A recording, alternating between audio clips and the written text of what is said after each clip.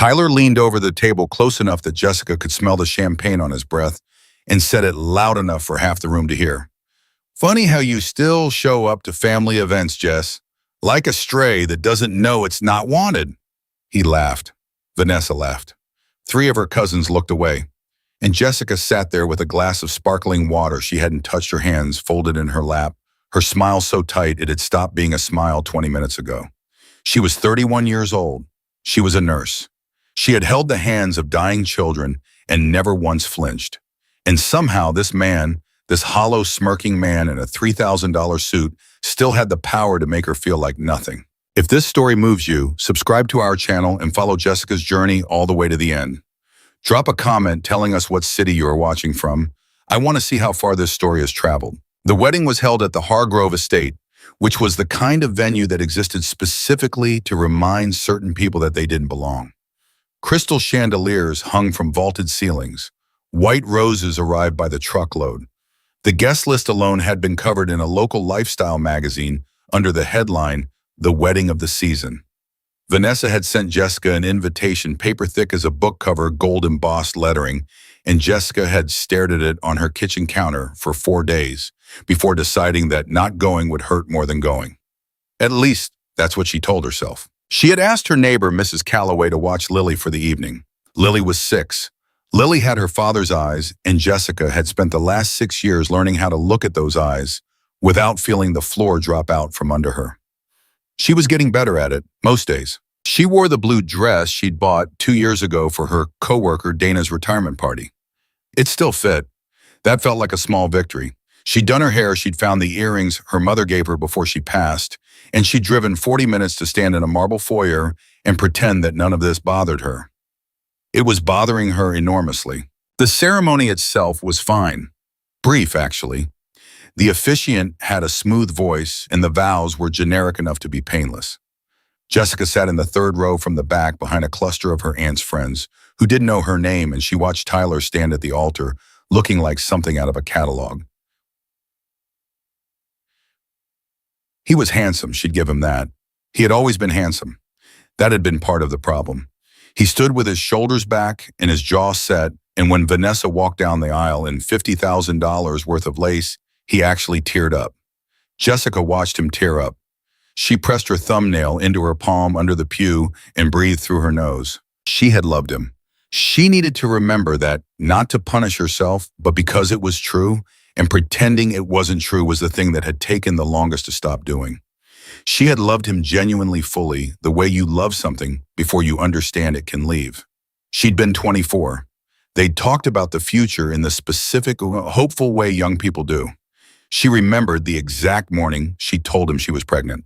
She remembered the exact expression on his face. Not shock, not fear. Something worse than both, a kind of careful stillness, like a man calculating the nearest exit. He was gone within the week, and 6 months later, he was with Vanessa. The reception moved into the grand ballroom, and Jessica moved with it because leaving early would mean walking past Aunt Patricia, who would ask questions in that particular tone of hers that felt like pity, wearing the costume of concern. Jessica was not in the mood for pity and costume. She found a table in the far corner near the tall windows, sat down, and decided she would give herself 1 hour before she called Mrs. Calloway and said Lily was running a fever. She had been at the table for 11 minutes when Tyler found her. He didn't come alone. He brought 2 of his groomsmen in the specific energy of a man who wanted an audience. He pulled out a chair without being invited, turned it around and sat on it backwards like he was 16 years old. "Didn't expect to see you here," he said. "I was invited," Jessica said. Sure. He glanced at his friends. One of them smirked. "I just mean I figured you'd be working." "You're always working, right? That's the thing with you. Very dedicated." "I am," she said. "I'm a nurse. It tends to require dedication." "Pediatric," one of the groomsmen said like it was funny. "Still at Mercy General?" Tyler asked. "Yes." He picked up a sugar cube from the table and turned it over in his fingers. "Must be tough, doing that on your own. The shifts, the kid, the whole thing." He paused. "How old is she now?" I'm 6. 6. He nodded slowly as though this fact confirmed something he'd suspected. "You know, my mother asked about you the other day. She said she saw you at the grocery store and you looked tired. Jessica's jaw tightened. I was probably tired. Yeah, he set the sugar cube down. I just want you to know there are no hard feelings on my end, Jess. I mean it. What happened between us that was a long time ago? Different people, different circumstances. I think we both moved on. She looked at him. I have. Good. He smiled. Good. Because you know how family things can get weird. I'd hate for tonight to be weird. It's a happy night. It's a very happy night, she said. Congratulations on the wedding. He stood, flipped the chair back around and started to go. Then he stopped. He turned back and his voice dropped just enough that his friends could still hear, but no one else could. And he said it, what she already quoted, what she'd heard, what had sent the warmth draining from her face and her thumbnail back into her palm. Funny how you still show up to family events, Jess, like a stray that doesn't know it's not wanted. He walked away. His friends walked with him. From across the room, Vanessa waved at Jessica with the bright, absent wave of someone who has already forgotten you're there. Jessica picked up her water glass. She put it down. She looked at the window. Outside, the evening was going dark. The estate grounds were lit with small white lights strung through the hedges, and the effect was beautiful and completely wasted on her. She thought about Lily. She thought about the leftover soup in the fridge she'd made yesterday, and whether Mrs. Calloway remembered to warm it if Lily got hungry before bed. She thought about her 12-hour shift on Tuesday.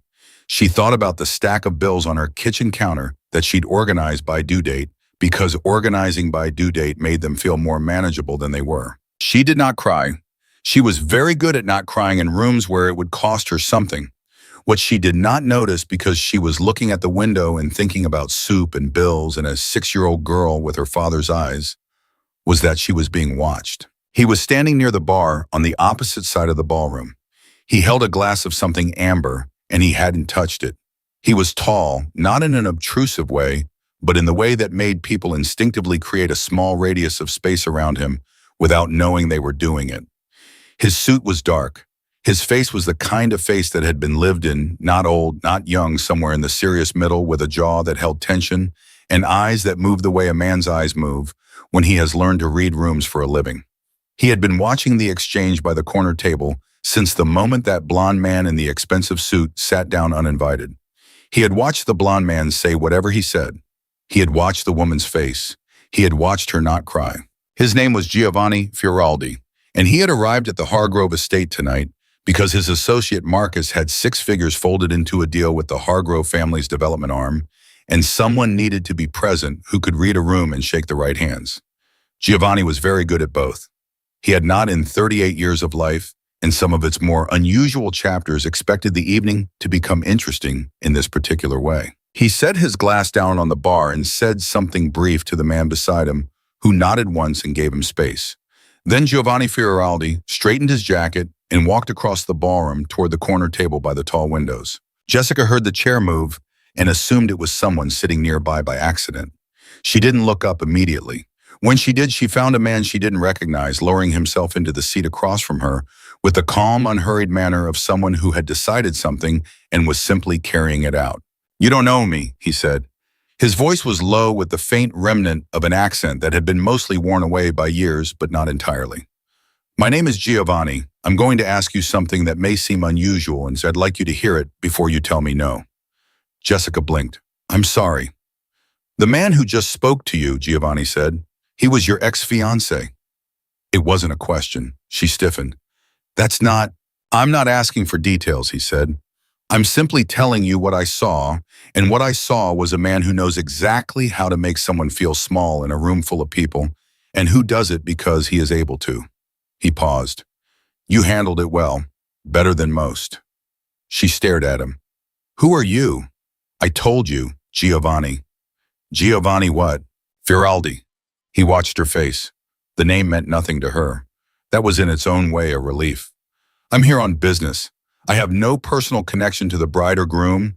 I know perhaps 4 people in this room, none of them well, and I have already fulfilled my obligations for the evening." "Good for you," Jessica said, and she heard the edge in her own voice and didn't apologize for it. Giovanni didn't flinch at the edge. He leaned back slightly in his chair and regarded her with an expression that was not quite a smile, but was something adjacent to one, a kind of serious attention that didn't have the discomfort of pity or the performance of sympathy. He simply looked at her like she was a person worth looking at. "I'd like to make you an offer," he said. "I'm not interested in offers from strangers." "Hear it first." She said nothing, which he apparently took as permission. "Dance with me," he said. "For the next 40 minutes, stay near me. If anyone in this room, including the man in the expensive suit, approaches you, I'll be there. You won't have to manage him alone again tonight." He paused. "In return, if anyone asks, you can tell them we're together. However you want to characterize it." Jessica looked at him for a long moment. "You want me to pretend to be your date, if that's the word that works?" "That's insane." "Perhaps. I don't know you." "No," he agreed. "And you want me to just dance with you and pretend we're a couple so that my ex-fiancé thinks—" She stopped. She shook her head. "This is a strange thing to offer a stranger." "It is," Giovanni said. "But you're sitting in the corner of a party you didn't want to come to, looking out a window you'd clearly rather be on the other side of, after a man who doesn't deserve 30 seconds of your attention just spent 3 minutes reminding you he exists. And I happen to find that particular situation offensive." His jaw moved. "I don't like men who do what he just did. I especially don't like them doing it at events they're supposed to be celebrating." Something about the flatness in his voice, the lack of theater in it, made her pause. This wasn't a line. She'd been around enough men running lines to recognize the absence of one. This was something else. She didn't have a word for it yet. "Why do you care?" she asked. "I don't know you well enough to care," he said, "but I know what I saw, and I know how to do something about it." She looked across the ballroom. Tyler was at the bar now, laughing at something, his arm around one of his groomsmen. Vanessa was surrounded by a cluster of women in expensive dresses, her hand moving through the air as she told some story. The room was warm and loud and full of people who had known each other for years, and Jessica had never felt more exterior to a space in her life. She looked back at Giovanni. "One dance," she said. "As many as you want." "I said one." "Then one," he said, and stood and offered his hand. She took it. His hand was warm and dry, and he held hers like he meant it, not like a performance. And she registered that fact somewhere in the back of her mind and filed it away. They moved to the edge of the dance floor. The band, a full 10-piece that Vanessa had hired from the city, was midway through something slow and orchestral that Jessica didn't know the name of. Giovanni placed one hand at her waist with a precision that was respectful without being stiff, and she rested her hand at his shoulder, and they began to move. "You're not going to tell me your name," he said. "Jessica." "Jessica." He said it once like he was making sure he had it right. "Do you come to family events often?" "I try not to." And yet, she agreed. He was a good dancer, not showy. Nothing about him was showy, but certain the way men are when they've been doing something long enough that it stops requiring thought. She noticed that he didn't try to steer her into the center of the floor, which would have made them visible. He kept them near the edge where they could be seen but not spotlighted. She noticed that, and she didn't know what to do with the fact that she noticed it. "How long were you together?" Giovanni asked. "I said you didn't need details." "You're right. I was curious. Forget I asked." She was quiet for a moment. The music turned a corner and softened. 3 years, she said. "We were together 3 years. That's a long time. It feels like another life." "Most things that hurt eventually do," he said. She looked up at him. He was looking somewhere over her shoulder, not disengaged but watchful in the way she was starting to understand was simply how he looked at the world. Like someone who had learned that the thing worth watching was rarely the thing directly in front of you. "What kind of business are you in?" she asked. "The complicated kind." "That's not an answer." "It's the most accurate one I have," he said. He looked down at her then, and she caught his eyes fully for the first time, and they were darker than she expected and steadier. "Would the real answer change whether you're comfortable dancing with me?" She thought about it, honestly thought about it. "Probably not," she said. He almost smiled, not quite, but almost. And then she felt it, Tyler's eyes from across the room. She didn't have to look. 6 years of being hyper-aware of where Tyler was in any shared space had left her with a kind of sonar for him that she resented deeply and couldn't turn off. He was watching. He'd noticed. She felt the shift in his attention, the way you feel a change in air pressure. "He's looking," she said mostly to herself. I know, Giovanni said. Does that matter to you? Not particularly. He adjusted his hand at her waist just slightly, just enough to be visible to someone watching from across a room, and she felt the deliberateness of it, and something in her chest did something she wasn't prepared for. Not attraction, exactly, or not only attraction. Something older than that. Something that felt like being accounted for. You're very calm, she said. I've been in more difficult rooms, he said, than a wedding reception, than a great many things. She didn't push it. There was something in the way he said it that made pushing feel like the wrong move, not because he was hiding something dangerous exactly, though some older instinct in her wondered about that, but because the sentence had a weight that meant what it said and didn't need to be excavated. The song ended. The band moved into something with more tempo, and couples around them shifted and reorganized. Jessica started to step back, and Giovanni let her, his hand dropping from her waist without lingering, without making anything of it. She found she'd expected him to linger. She found she was surprised that he didn't. Thank you, she said. You don't have to go back to that table, he said. I wasn't planning to. Good. He glanced once briefly across the room. There are better places to stand. She followed his glance. Tyler was still at the bar. He had gone back to his conversation, but his posture had changed tighter slightly, turned. The posture of a man who had noticed something and didn't like it. She felt for the first time all evening the faint flicker of something that was not quite satisfaction, but was in the same neighborhood. She filed that away too. Giovanni moved with her toward the quieter edge of the room near a tall column where the noise from the band was slightly reduced and the general crush of the party gave them a margin of privacy. He flagged down a passing server, not loudly, not with any theater. Just a slight lift of 2 fingers and 2 glasses of sparkling water appeared. He handed her one. You weren't drinking, he said. I noticed. I drove. Thoughtful. I have a daughter, she said. She's 6. Thoughtfulness stopped being optional about 6 years ago. He didn't respond to that with the particular variety of calculations she'd grown used to from men who heard it, the quick internal assessment of what a 6-year-old meant in terms of complication, availability, desirability. He just nodded, like it was information about who she was, like that was sufficient.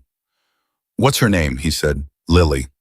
Does she know you're here? She knows I'm at a party. I told her it was boring so she wouldn't feel like she was missing something. Was that a lie? Jessica looked at him. It was the most accurate thing I said all evening. He did smile then, fully. It changed his face significantly, and she was startled by it, the way you're startled by a window opening in a room you'd assume was sealed. It lasted only a moment, and then it was gone, and his face returned to its default seriousness. But it had been there. She'd seen it. She's lucky, he said, to have someone who thinks about what she's missing. Jessica turned her water glass in her hands. You don't have children. No, so how do you know I didn't ask? The way you said it, she said. People who have children say it differently. He considered that. You're observant. I'm a nurse, she said. I read people all day. It's not a choice after a while. It's just how your brain works. Same, he said. She looked at him. He was looking across the room again, that same low-level watchfulness operating beneath everything else like a second system running parallel to the surface conversation. She wondered for the first time what he was actually watching for.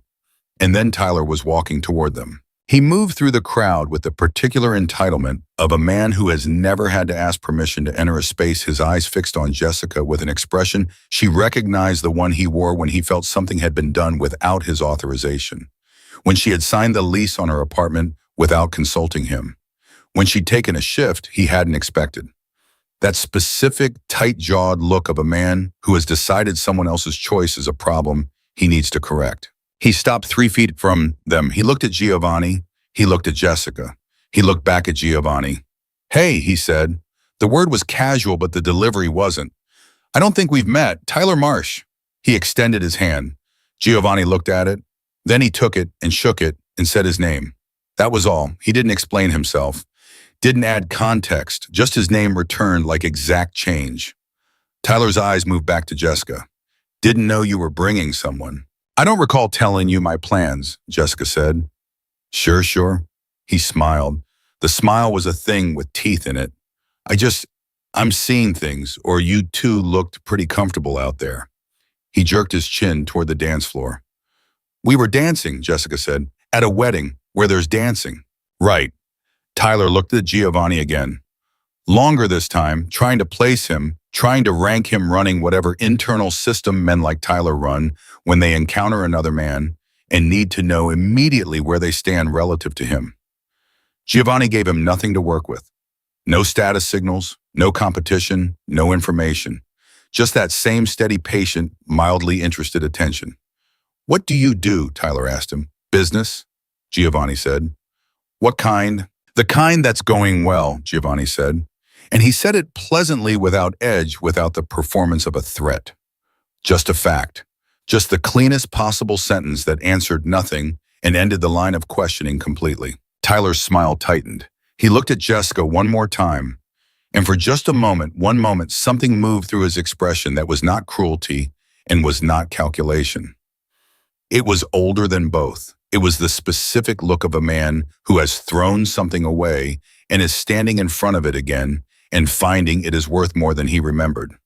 Then it was gone, and the smile came back, and he said, "Well, great, enjoy the party," and turned and walked away. Jessica let out a breath she hadn't realized she was holding. Giovanni didn't comment on it. He didn't say, "I told you so." He didn't make the moment into a lesson or a victory. He simply stood beside her and waited for her to settle. After a moment, she said, "He's never going to let that go." Let what go? Seeing me with someone. He's going to spend the rest of tonight deciding what it means. Let him decide, Giovanni said. What he decides is his problem. She looked at the side of his face, the angle of his jaw, the particular stillness of a person who has been in rooms where things went wrong and learned that panic was the one luxury he couldn't afford. She thought about what he'd said earlier, the complicated kind. She thought about the way no one at this party seemed to know him, but several people had glanced at him during the evening with that particular sideways deference that people didn't usually notice they were performing. She thought about this way Tyler had looked at him and come up empty. She said, "Giovanni." "Yes." "Who are you actually?" He turned to look at her, and for the first time there was something in his face that was neither the watchfulness nor the controlled pleasantness, something underneath both that was simply honest. A man standing still enough for 1 second to let another person see him. Someone who finds the world a great deal more interesting than it was 20 minutes ago, he said. She held his gaze. Outside the tall windows, the grounds of the estate blazed with white lights strung through dark hedges, and somewhere on the other side of the city, a 6-year-old girl named Lily was probably asleep by now, with her father's eyes closed and her mother's stubbornness folded into every breath. And Jessica Reed, who had driven 40 minutes to feel invisible, stood next to a man whose name she'd known for less than an hour and felt against every reasonable instinct she possessed, completely seen. She didn't know what to do with that. She was going to have to figure it out. She didn't figure it out standing there. She didn't figure it out in the next 10 minutes either, because the next 10 minutes were stolen by her Aunt Patricia, who materialized out of the crowd the way Aunt Patricia always materialized, suddenly completely with the energy of a woman who had been building toward a conversation for the last half hour and had finally found her opening. Jessica Marie Reed. Patricia said the full name the way older women do when they want to signal that what follows is serious. She was 63, she wore a lavender dress that cost more than Jessica's monthly car payment, and she had the specific gift of making concerns sound like an indictment. "I have been looking for you everywhere. Why are you all the way over here? Come sit with the family."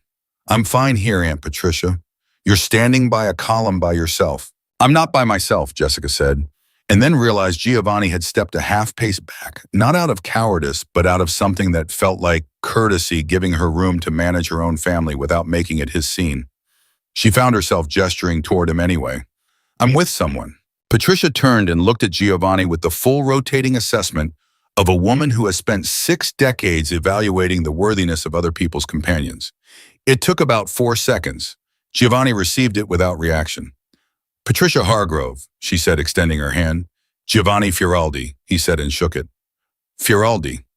She repeated the name slowly, the way people do when they're searching an internal database and not finding the entry. "Are you a friend of Vanessa's?" "A business associate of a business associate," he said pleasantly. "Your niece was kind enough to keep me company. I don't know many people here." Patricia looked at Jessica. Her expression had shifted, not to warmth exactly, but to a recalibrated version of her original concern, the version that had spotted a variable it hadn't accounted for. "I didn't know you were bringing someone." "I didn't announce it," Jessica said. "You should have said something.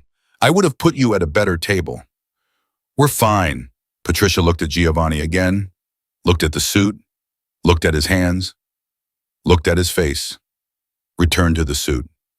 "What sort of business are you and Mr. Fioraldi?" "Development," he said. "Not a lie, not the truth either, exactly. The word that covered the largest territory with the least exposure."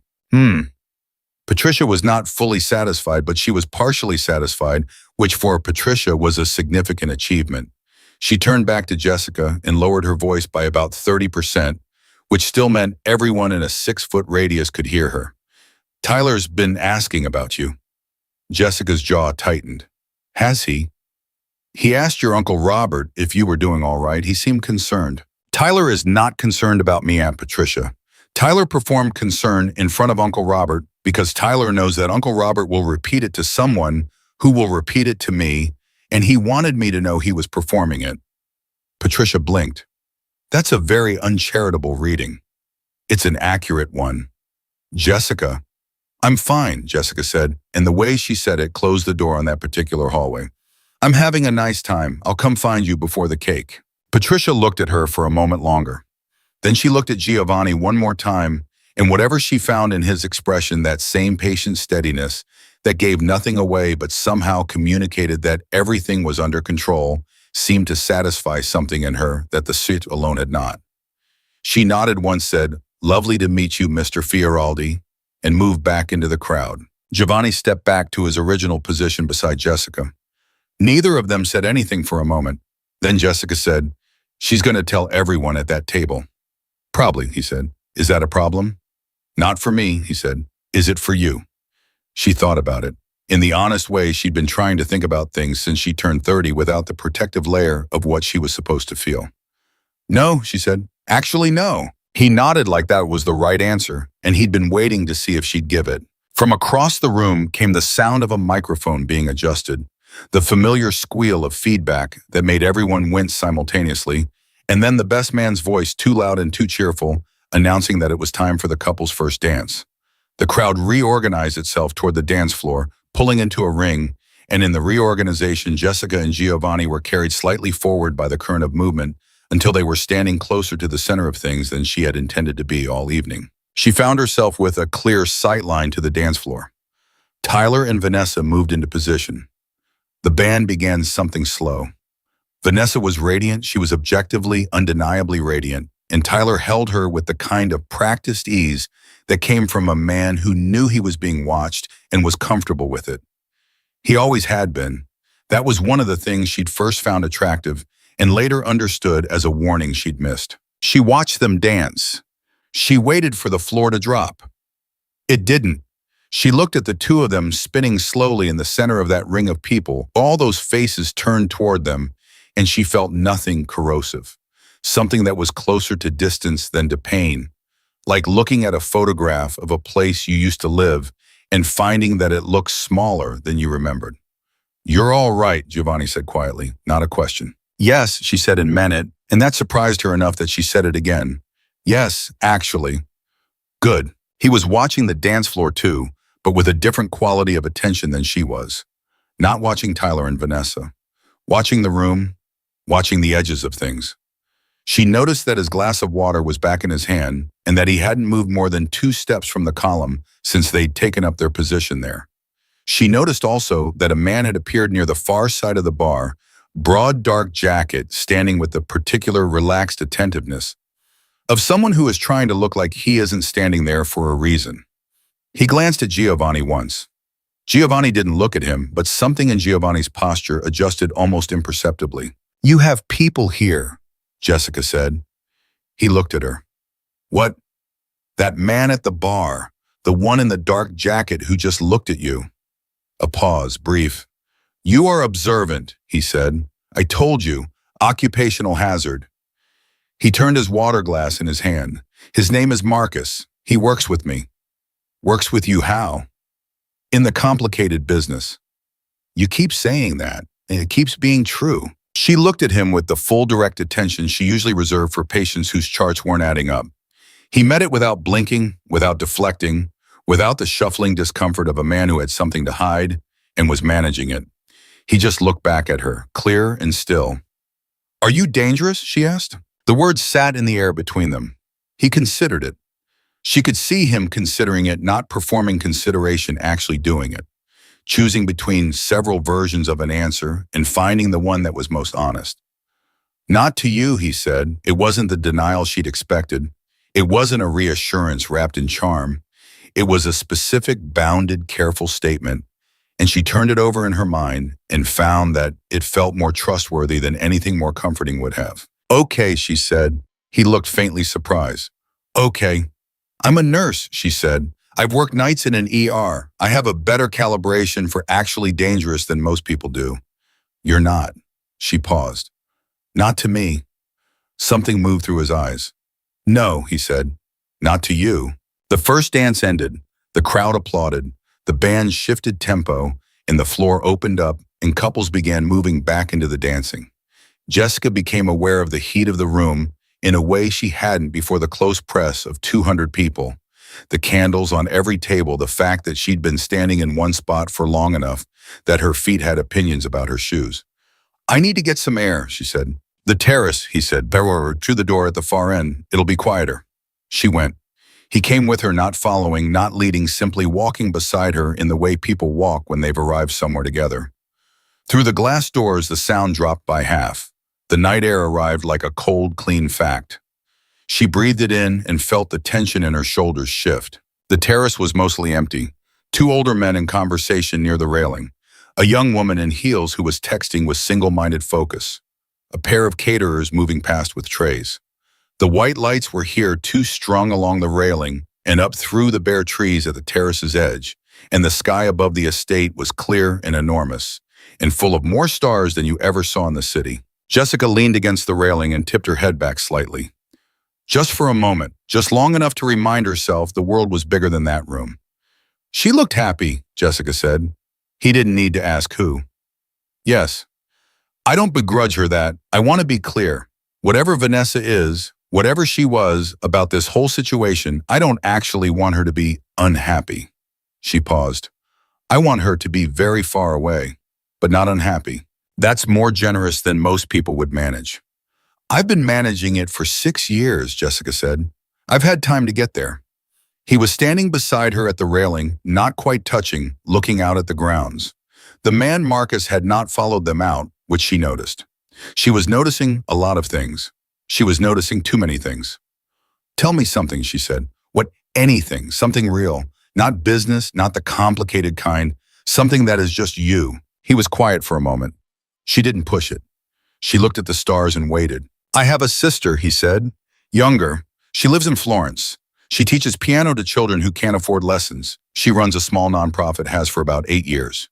She calls me every Sunday morning, without fail. Even when I miss it, she leaves a voicemail that is exactly 4 minutes long, never more, never less, and she ends it the same way every time. She says, 'Call me back when the world lets you.'" He paused. "She knows what I do. She doesn't approve of it. She loves me anyway." Jessica was quiet. "That's a good sister." "She's extraordinary," he said without any performance. "Just a man saying a true thing." "And what do you say when you call her back?" "I tell her the world let me." Jessica turned to look at his profile, the angle of it against the dark, the stars behind him. "Does it?" she said. "Let you, Wadu?" "Not as often as she deserves," he said. She turned back to the railing. Below the terrace, the hedges stretched in dark geometries, and somewhere out there was the parking lot where her sensible, slightly dented sedan was waiting. And beyond that, 40 minutes of highway, and then her street, and then her apartment where Lily was asleep, and the bills on the counter, and the Tuesday shift, and everything that was her actual life. She held all of it in her mind. She held this terrace in her mind. The distance between them felt for one strange moment measurable. "Can I ask you something?" she said. "Yes." "Why me at this party full of people? Why did you walk over to that table?" He took a moment. "Because you were the only person in that room who looked like she was telling the truth." She turned to look at him again. "What does that mean?" "Everyone in there is performing something. The groom, the bride, the family members, the business contacts. Everyone has a version of themselves they put on for the evening. You sat in that corner and you weren't performing anything. You were just there feeling what you felt, not pretending otherwise. He looked at her. It's rarer than you think. She held his gaze. And that interested you? That interested me, he said, yes. The glass door behind them opened. Voices came out on a wave of warm air and music.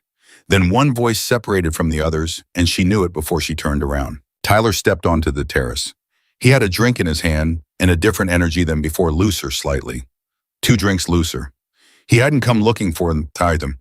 He'd come for air the same as she had, and he'd found them, and now he was standing there with that tight recalibration happening behind his eyes, and not enough of it showing on his face. Well, he said, fancy that. Jessica straightened off the railing. Hilaire, cold out here. He sipped his drink. You two were inside, I came outside. Hard to get away from each other at these things, huh? He smiled.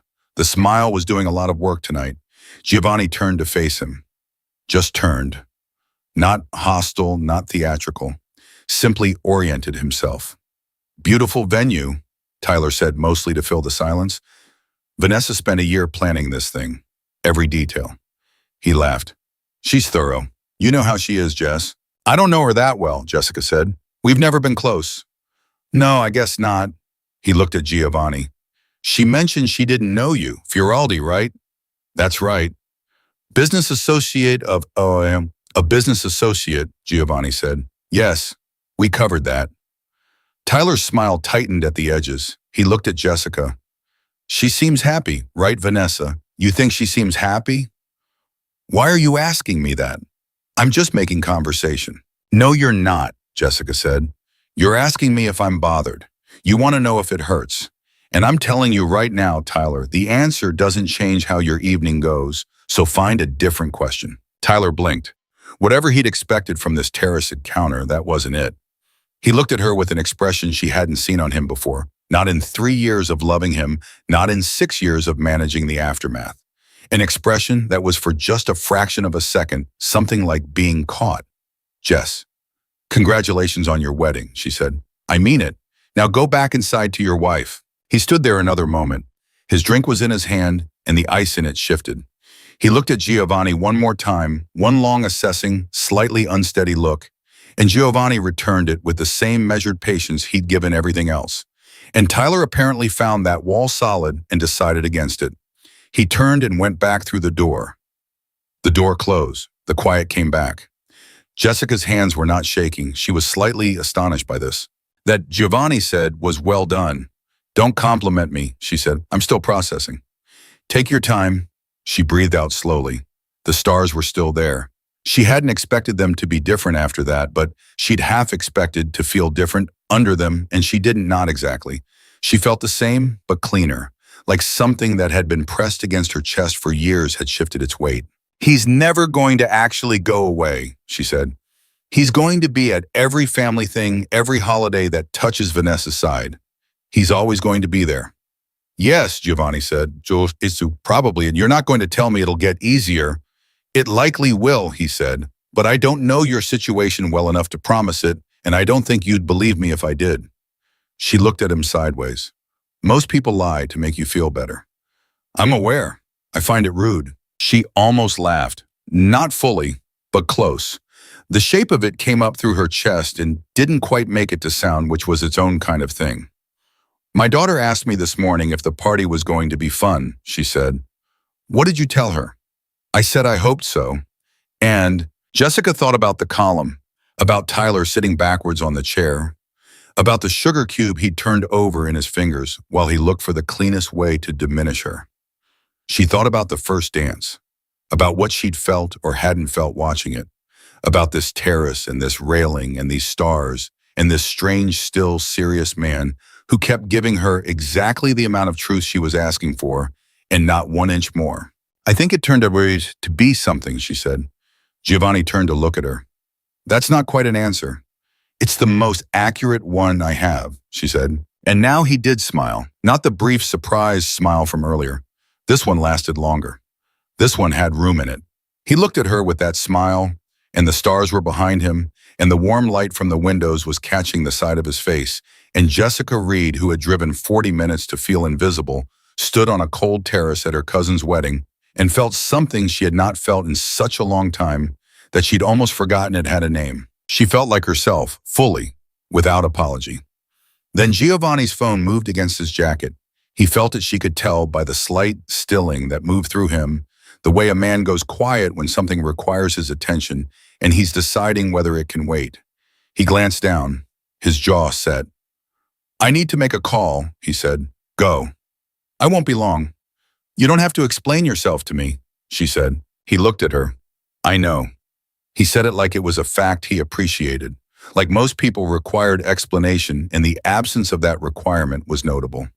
He stepped a short distance away along the terrace, turned slightly, and put the phone to his ear. She didn't listen.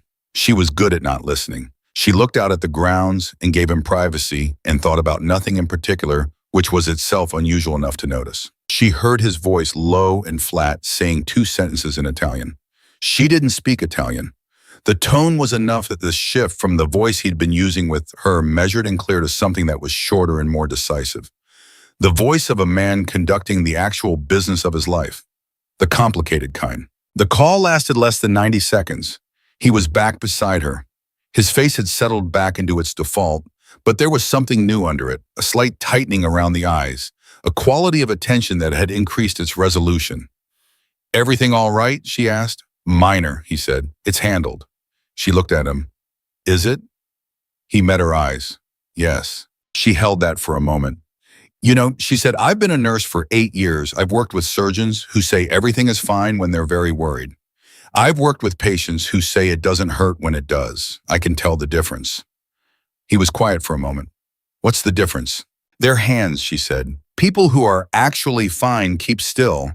People who are managing something do a small thing they don't notice. Adjust something, touch their collar, shift their weight." He looked at her. "And what did I do?" "You put your phone back in your pocket twice," she said. "You did it once, took it out to check something, and put it back again." The look on his face was something she hadn't seen there before. Not shock, something more careful than that.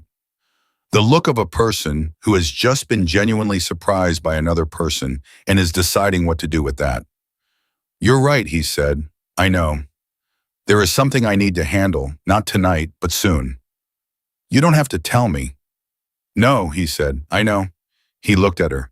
"But I find that I want to, and I'm not entirely sure what to do with that. Neither am I," she thought. She didn't say it. She didn't need to. Inside the ballroom, through the glass, the lights were warm and the band had moved into something faster, and the crowd had relaxed into the loose, good-natured chaos of a party finding its rhythm. Out here on the terrace, the air was cold and clear, and the stars were doing what stars do, which is continue. Giovanni turned to her, and something shifted in the way he was standing. Less the watchful, managed stillness, more the plain posture of a person simply being in a moment. "Jessica," he said. "Yes. I'd like to see you again. Not like this. Not a party, not a situation to manage. Just..." He paused, the pause of someone who is being precise with their words, because precision matters to them. "Somewhere quiet, where we can talk without an audience." She looked at him. She thought about every reasonable objection she had. She had several. She thought about Lily, about the shift on Tuesday, about the complicated business and the man named Marcus, and the 90 seconds of Italian on the phone, and the thing that was not fully handled.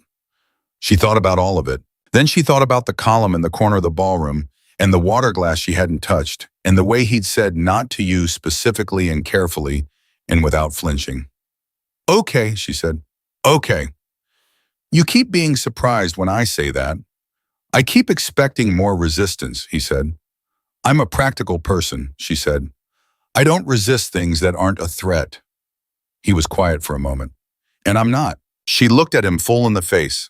The stars, the warm light from the windows. "Not to me," she said. His expression did something then. Something she didn't have a clinical term for. Something that had nothing to do with strategy or management, or rooms he'd been in that were worse than this one. Something that was just a man standing on a cold terrace feeling something he hadn't planned for. "No," he said. "Not to you." From inside the ballroom came the sound of the crowd rising the toast, she realized. Someone with a microphone was about to speak, and everyone was gathering and settling in the way crowds do for toasts. And in a few minutes, Aunt Patricia would be looking for her, and the caterers would be pouring champagne, and the evening would enter its next chapter with or without her participation. She didn't move toward the door yet. She gave herself one more minute of the cold air, in the stars, in this thing she hadn't planned for, holding it lightly. The way you hold something fragile, not gripping it, not letting it go, just keeping it level. Giovanni stood beside her, quiet, present, not filling the silence, not managing it, just there. She thought about what he'd said about his sister, about the 4-minute voicemails, about call me back when the world lets you. She thought about what it meant to have someone in your life who knew the real shape of you and loved you anyway, without asking you to become something easier. She thought she might possibly understand that better than she'd admitted to herself in years. Then the sound from inside swelled laughter and a voice beginning a toast, and she straightened and turned toward the door, and Giovanni opened it for her, and the warm light and the music came out to meet them, and they went back in. The toast was given by Vanessa's brother, a man named Clifford, who had the build of someone who had played lacrosse in college and never quite let it go. He spoke for 7 minutes, which was 4 minutes too long, and he cried twice, which Jessica found unexpectedly human of him. She stood near the back of the crowd with Giovanni and held a glass of champagne she didn't drink and listened to Clifford talk about his sister the way people talk about people they genuinely love. Messily, with too many digressions, with the kind of specific detail that only means something if you were there. The detail about the purple bicycle. The detail about Vanessa's laugh when she thought something was actually funny versus the performed laugh she used for polite situations. Clifford could tell the difference, apparently. He loved her for both. Jessica thought someone knows her that well. She felt something move through her that wasn't quite envy and wasn't quite grief. Something in between. Something that had her jaw tightening for a reason she couldn't fully articulate. Giovanni leaned down slightly. Not enough to draw attention, just enough that his voice reached her without traveling further. "You're doing the thing again," he said. "What thing?" "The thing where you feel something and immediately convert it into composure." She looked straight ahead at Clifford and his champagne glass. "That's called being a functional adult. It's called costing yourself something," he said. She didn't answer that. She didn't answer it because it landed precisely enough that answering it would have required her to admit that which would have cost her something else entirely. Clifford finished his toast. The crowd raised their glasses. She raised hers. She did not drink from it. Giovanni didn't either, she noticed. He held it through the toast and set it on a passing tray with the same quiet efficiency he applied to everything. No performance, no explanation. Vanessa and Tyler were kissing for the crowd. People were cheering. The band rolled back in with something triumphant.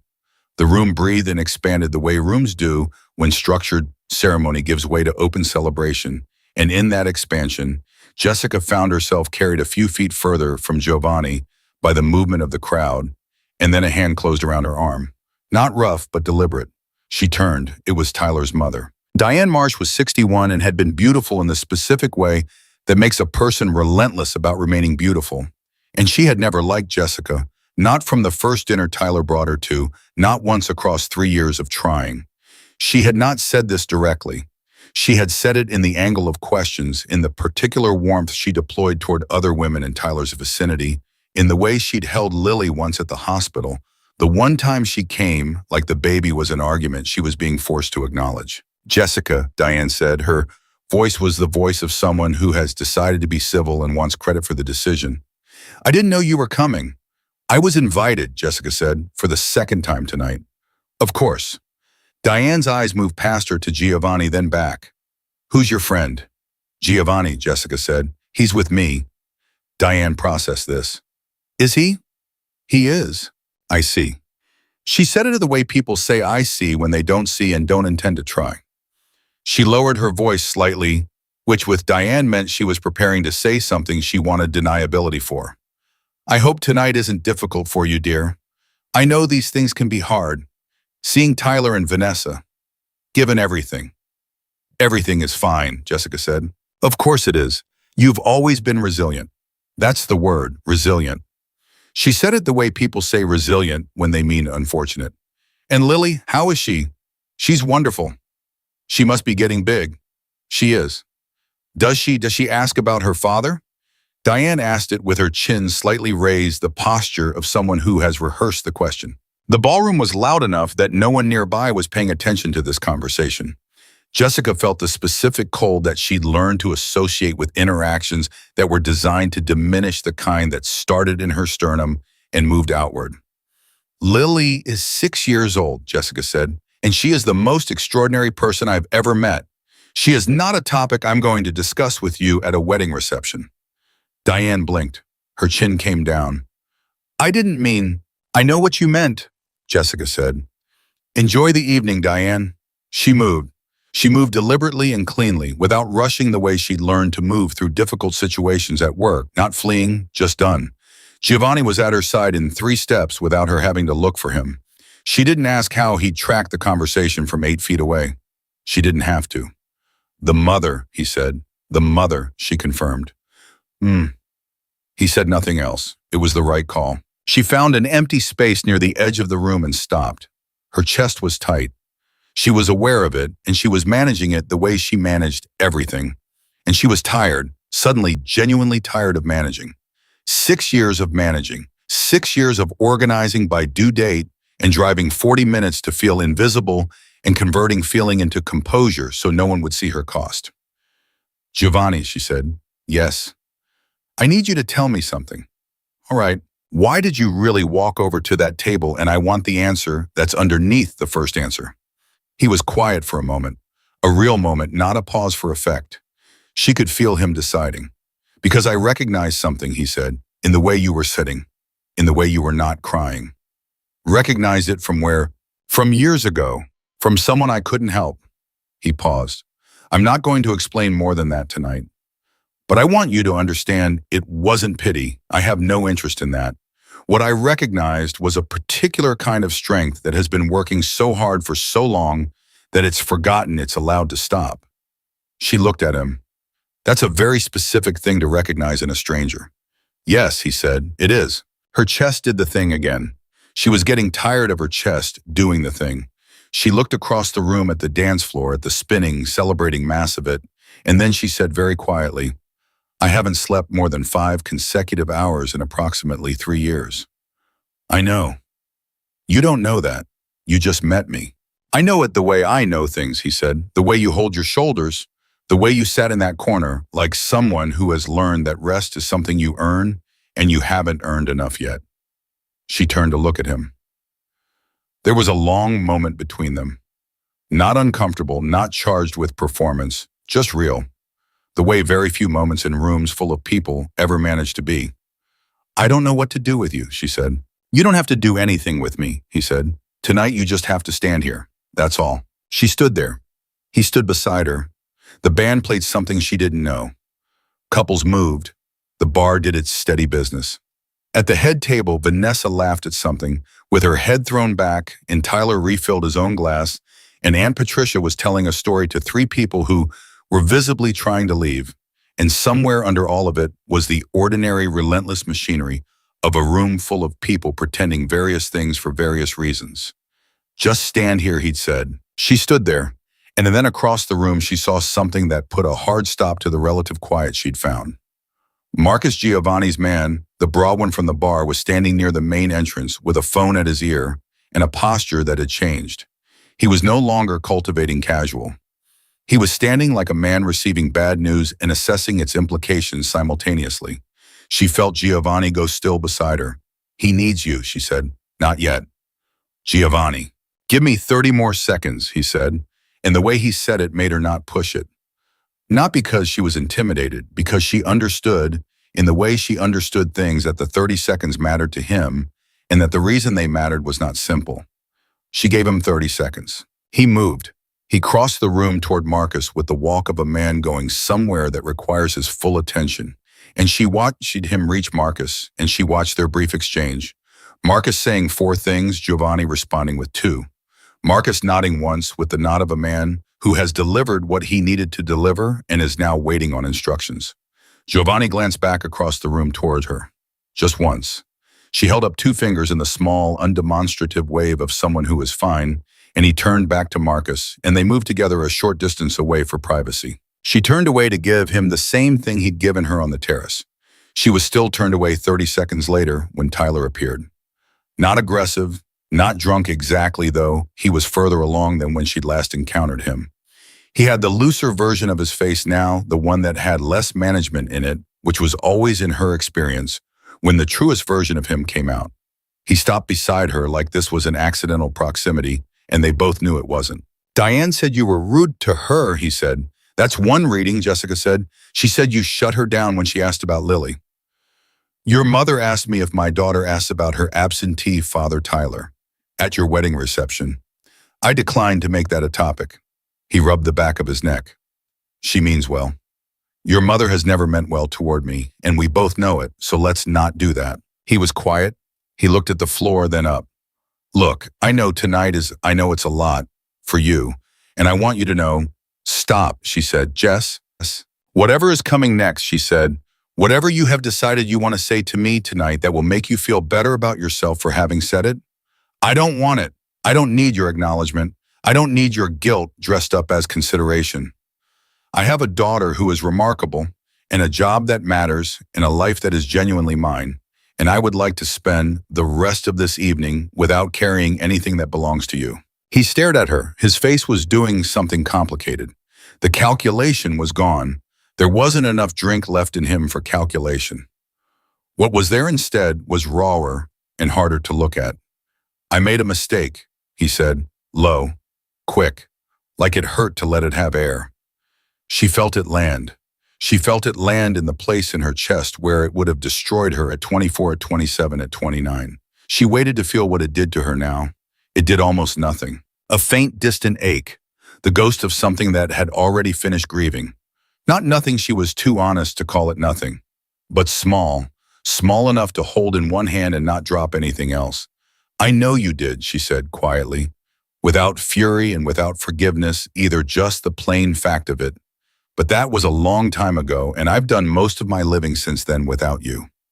He opened his mouth. He closed it, and then Giovanni was back. He didn't materialize dramatically. He simply returned to her side, and his presence was the same as it had been all evening, steady, unhurried, filling the space without taking it over. He looked at Tyler with no change of expression. Tyler looked at him, then back at Jessica. He was doing the particular math of a man who has just said something exposing and now has an audience for the aftermath. The math was not going well for him. Tyler was just saying good night, Jessica said. Tyler looked at her for one long moment. Something moved through his face, something she didn't have a name for and didn't need one because it was leaving him and coming toward her, and she let it pass through her like weather. He nodded once. He walked away. He didn't look back. Jessica exhaled slowly through her nose. Is your thing handled? For now, Giovanni said. For now, she repeated. She looked at the side of his face. How serious is it? Serious enough to require my attention tomorrow, he said. Not serious enough to require it tonight. You chose tonight. I chose tonight, he confirmed. She didn't ask why. She understood why. She wasn't sure yet what to do about understanding it, but she understood it. He said he made a mistake, she said. Giovanni waited.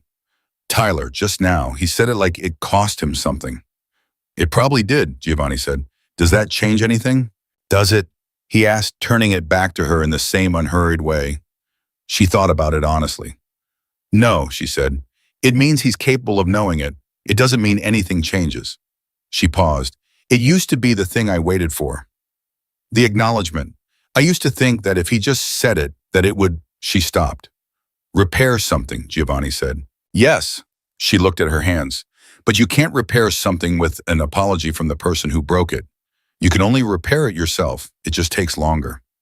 He was quiet for a moment. Then he said, Who told you that? I figured it out, she said, somewhere around year 4. That's a long time to figure something out. I was doing other things, she said, working, raising a person. He nodded. She noticed the quality of his nodding. It wasn't the reflexive nod of someone filling conversational space. It was the nod of someone who is actually placing what they've just heard somewhere useful. She'll be extraordinary, he said. Lily, yes, she is an extraordinary mother. Jessica looked at him sharply. Not because it was unwelcome, because it was so simply completely meant. No theater, no seduction. Just a man saying a thing he believed with the same directness he'd applied to everything else all evening, and it hit her in a place that she realized had been braced for performance and had no defense ready for sincerity. She didn't say thank you. She wasn't sure how to receive it properly. She looked away at the dance floor instead. "Dance with me again," she said. He didn't answer with words. He offered his hand the same way he had the first time, and she took it the same way she had the first time, meaning it, not performing it, and they moved back to the edge of the floor. The band had shifted to something slower. The room was darker than it had been at the start of the evening, the overhead lights having been dimmed at some point in the last hour, in the way wedding receptions always dimmed as they deepened.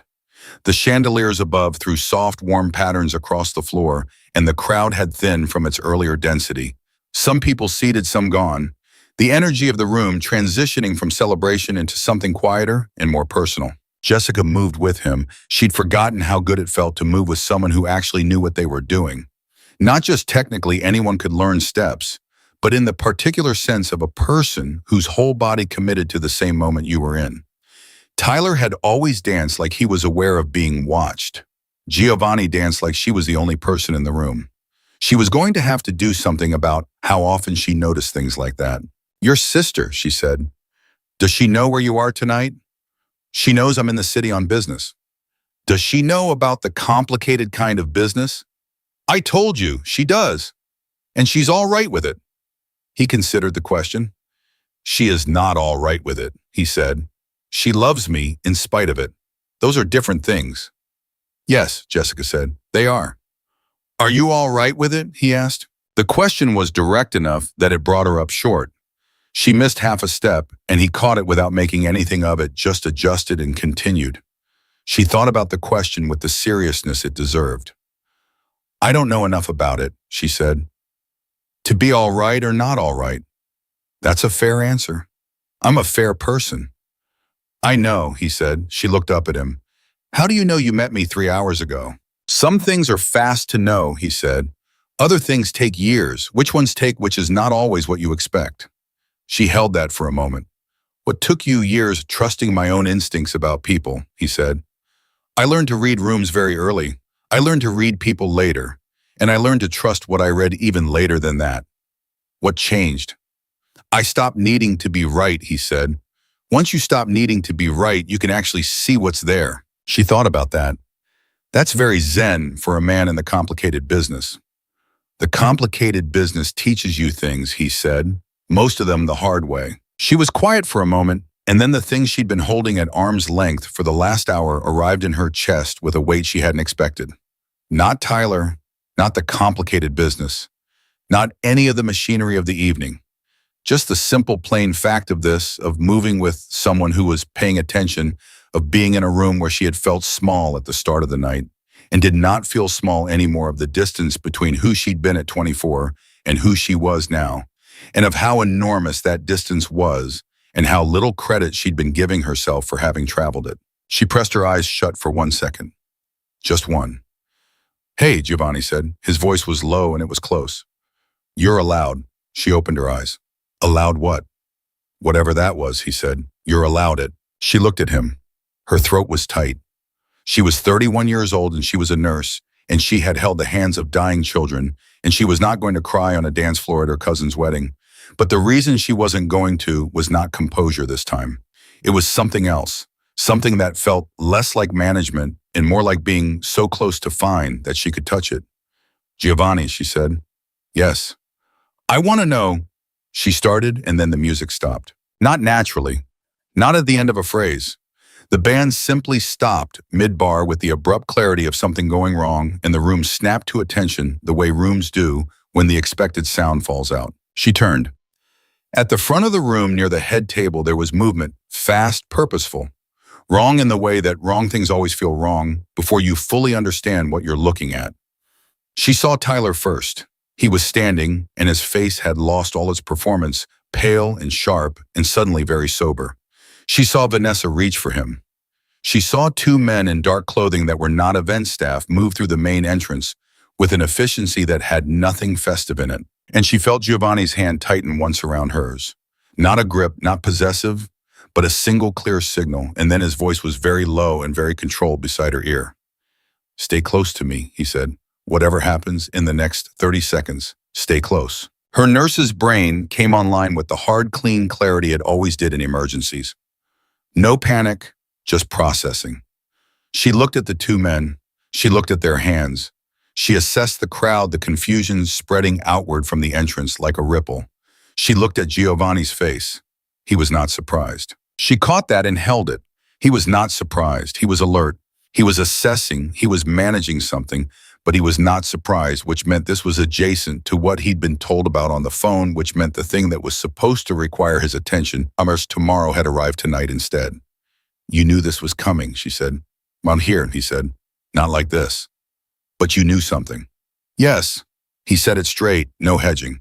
"I'm sorry." She looked at the two men moving through the crowd. She looked at Marcus, who had appeared from somewhere and was now moving parallel to them a short distance away with his phone out and his jaw set. She looked at Giovanni. "What do you need?" she said. He looked at her. For just a moment, one real unprepared moment, something moved across his face that was not calculation or control. It was the face of a man who had been asked that question and genuinely didn't know what to do with it. "What?" she said. "Most people ask what's happening," he said. "I can see what's happening," she said. "You have a problem. I'm asking what you need." He looked at her for one more second. Then he said, "Come with me." She came with him. They moved together through the crowd, not running, not hurrying in the obvious way, just moving with the specific, purposeful calm of two people who know where they're going in a room where most people are still figuring out what's wrong. She matched his pace exactly. She kept her hand in his and her eyes forward and her breathing steady, and she thought, "This is the strangest night of my life." And she was not afraid, and she had no explanation for that. They reached a side corridor. Marcus was already there. He spoke to Giovanni in rapid, low Italian, 4 sentences, urgent but controlled. Giovanni responded with 3. Then he turned to Jessica. "There are people here tonight who are not here for the wedding," he said. "They're here because of me. Because someone made a decision to use a public event rather than..." He stopped. "It's complicated." "I got that part," she said. "How bad is it?" He looked at her directly. "I don't know yet." "What's the safest place in this building?" He blinked. "Why, because I just triaged a room full of people and identified at least 40 individuals who will panic if something loud happens, and I'd like to know where to move them if it gets worse. That's my job. That's what I do." She met his eyes. "So tell me, what is the safest place in this building?" Giovanni looked at her for a long, still moment, and then something changed in him. Not dramatically, just a shift, the same kind of shift she'd seen in surgeons who had been managing alone and suddenly had a competent person standing next to them. The shoulders, the breath, something that had been held alone being redistributed. "The east wing," he said, "past the kitchens, stone walls, single entrance, no external windows." "Good," she said. "Marcus." Marcus looked at her, then at Giovanni. Giovanni nodded once. "The east wing," she said, "and we need someone to keep the crowd calm. Can you do that without causing more panic?" "Yes," Marcus said with the simple directness of a man who respects competence when he encounters it. "Then let's go," she said. She was already moving. Giovanni caught her hand again, not to stop her, not to redirect her, just contact, just the same hand that had held hers on the dance floor 20 minutes ago, with a different weight behind it now, a different kind of keeping close. She didn't slow down. He kept up. Behind them, the sound from the ballroom changed pitch voices, rising from confusion toward the edge of fear. And somewhere in the building, a door slammed with the specific crack of something that was not part of the evening's plan. Jessica Reed, pediatric nurse, single mother woman who had driven 40 minutes to feel invisible, did not flinch. She moved through a side corridor in a stranger's estate on the strangest night of her life, and she kept her breathing even. And she thought about the east wing and the 40 people and the stone walls and the single entrance. And somewhere in the back of her mind, underneath all the clear and practical thinking, she registered one small, strange, inconvenient fact. She was not afraid. She was against all available logic, completely and inexplicably certain that she was exactly where she was supposed to be. The east wing was exactly what Giovanni had said. It was Stonewall's single entrance, one long corridor that narrowed at the far end into a pair of heavy service doors that opened onto nothing but a utility courtyard. Jessica assessed it in under 10 seconds. Stone was good. One entrance was good. The narrowing corridor meant that anything coming in came in one at a time, which was the kind of thing you thought about when you'd spent years in emergency rooms, learning that the architecture of a space determined how much chaos it could contain. Marcus had moved fast. By the time Jessica and Giovanni reached the East Wing, there were already 14 people gathered there, a mix of wedding guests who'd been near enough to the side corridor when things changed, and 3 catering staff who'd been in the kitchen adjacent and come through the connecting door with the animal intelligence of people who understood that something was wrong and followed whoever looked like they knew where to go. Jessica had looked like she knew where to go. She had known where to go. Those were occasionally the same thing, and tonight they happened to be. She went immediately to the catering staff. "Do you have a first aid kit in the kitchen?" The youngest of them, a woman in her 20s with flowers still on her sleeve, nodded. "Under the prep station, standard kit." "Get it," Jessica said. "And if you have a radio, keep it on." The woman went. Jessica turned to the room. 14 people in various states of distress. She clocked them the way she clocked patients in a bay. The older man near the wall with his hand pressed to his chest, she moved to him first. "Sir, can you tell me your name?" "Walter," he said. He was pale and breathing faster than was ideal, but his color wasn't catastrophic. "What's happening out there?" "We're sorting that out," she said. "Right now, I need you to breathe with me. Slow, in through the nose." She demonstrated. He watched her and did it. His color improved marginally within 30 seconds. "Do you have a heart condition?" "Stent," he said, 3 years ago. "Are you on any blood thinners?" "Eliquis." "Good. You're doing fine. I'm going to check on you again in 5 minutes." She put her hand briefly on his forearm, the specific pressure of professional contact that communicated, "I see you," without creating dependency, and moved. Giovanni was in the doorway of the East Wing, his phone in his hand, his back to the room, and his face to the corridor. He was talking to Marcus in a low, rapid exchange that she caught fragments of a name she didn't know, a location that meant nothing to her. The word tonight said with a particular flatness that meant he'd been expecting a timeline, and the timeline had moved. She didn't interrupt. She did the job that was in front of her. The second person requiring attention was a woman in her 40s who was crying quietly and trying not to. Jessica sat beside her. "Hey, what's your name?" "Karen." She pressed her fingers to her mouth. "I have my kids at home. My sister's watching them. I need to call." "Do you have your phone?" Karen held it up. Her hands were shaking. "Call her," Jessica said. "Right now. Talk to your kids if you can. It'll help." She waited until Karen had the phone to her ear before moving on. She understood the particular quality of that panic, the one that centered not on yourself, but on the people you'd left somewhere else.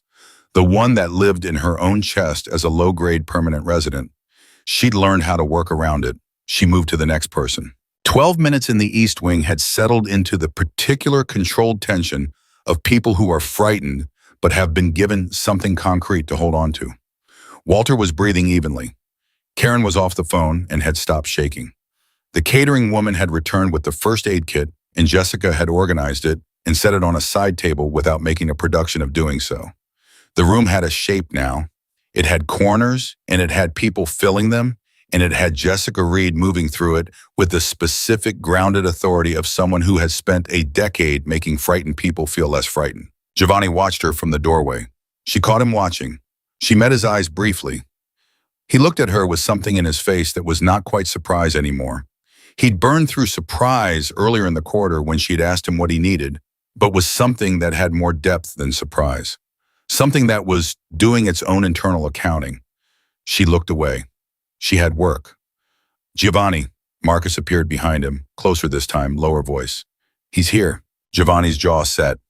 "Where?" "Ballroom. He's not moving. He's waiting." "How many with him?" "3 that we can see. Lucas says 2 more at the east entrance." The east entrance where Marcus jerked his chin toward the service door at the far end of the corridor. Jessica heard that. She was 15 feet away, and she heard the jerk of Marcus's chin, and she saw Giovanni's eyes move to the far doors, and she did the math at the same speed she did any clinical calculation. 2 men at the door they'd been planning to use as a safe exit. One entrance suddenly not what it had been 30 seconds ago. She walked to Giovanni. How many people are we talking about? He looked at her. He did not do the thing where men in situations decide that the woman should be given a modified version of the information. He said 5, maybe 7. They're not here to hurt civilians. They're here because of a disagreement that should have been resolved in a different location and wasn't. A disagreement, she said. A business dispute, he said. The kind that sometimes requires a demonstration of leverage. And the leverage is, he was quiet for half the second. Being here, in a public space, creating a situation that is difficult for me to manage without attention. She understood. She turned it over. They want you exposed. They want me to make a choice in public. Either I respond the way I would respond in private, which creates a significant scene, or I concede the point. Either outcome works for them. What's the point? A territory dispute, he said. Nothing that concerns anyone in this room. But someone decided to use this venue to force my hand. She looked at the far doors. She looked at the 14 people in the East Wing. She looked at Walter with his stent and Karen who had stopped shaking, and the catering woman with the first aid kit, and all of them, ordinary, all of them, here for a wedding, all of them in someone else's argument, because Giovanni Fioraldi had come to shake hands with the Hargrove family's development arm, and Jessica Reed had been sitting in the wrong corner at the right time. What do you need to do? She asked. I need to go to the ballroom, he said, and talk to them. And end it, he said. The word end had a specific weight. Without a scene? Yes, she absorbed that. How long? 20 minutes, maybe less. And the two at the east door. Marcus will handle the east door, he said. She looked at Marcus. Marcus nodded at her with the nod of a man who does not nod lightly. Okay, she said. Giovanni turned to go. Giovanni. He stopped. Come back, she said. Simply, not dramatically. The way you said a thing that was true and didn't need dressing. He looked at her. His face did the thing it had done on the terrace, that particular unguarded moment, the window in the sealed room. Yes, he said. He went. Marcus peeled off toward the far corridor. Jessica turned back to the East Wing and 14 people in the work that was in front of her. Walter's breathing had stayed steady. She checked him again. She counted his pulse against her own watch, 72, acceptable, and she asked him about his wife, because people with cardiac histories did better talking about the people they loved than sitting alone with their symptoms. His wife's name was Elaine. They had been married 41 years. He talked about her with the same specific, unperformed love that Clifford had talked about Vanessa in the Toast, the real version, the one that knew the laugh for polite situations versus the actual one. She's going to be worried about me, Walter said. She's probably exactly where we are, Jessica said. In a room like this one with someone keeping her company, people find each other in these situations. You've been in situations like this before, he said. It wasn't really a question.